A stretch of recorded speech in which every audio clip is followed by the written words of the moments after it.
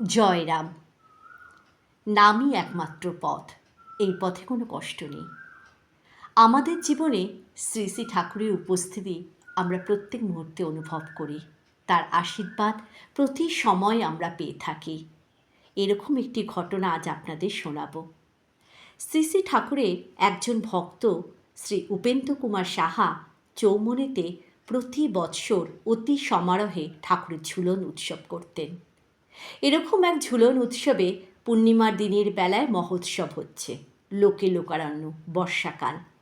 ভোগের পর হাজারখানেক লোক মুক্ত প্রাঙ্গণে বসে প্রসাদ গ্রহণ করছিলেন। এমন সময় চারিদিক অন্ধকার করে বৃষ্টি পড়তে শুরু করল। উপেনবাবু তাই অস্থির হয়ে অন্য এক ভক্তকে জিজ্ঞেস করলেন, দাদা, কি হবে এখন? তিনি বলেন, ঠাকুরকে ডাকুন, আর কোনো উপায় নেই। ভক্তের ডাকে ঠাকুর সাড়া না দিয়ে পারেননি। অবাক হয়ে তখন সবাই দেখলেন উপেনবাবুর বাড়ির চারিপাশে মুষলধারে বৃষ্টি হচ্ছে, কিন্তু তার বাড়ির সামনে মুক্ত প্রাঙ্গণে এক ফোঁটাও জল পড়ছে না। জীবনে এই দৃশ্য দেখার সৌভাগ্য সেখানে উপস্থিত অনেকেরই হয়েছিল। ঠাকুরের কি মহিমা!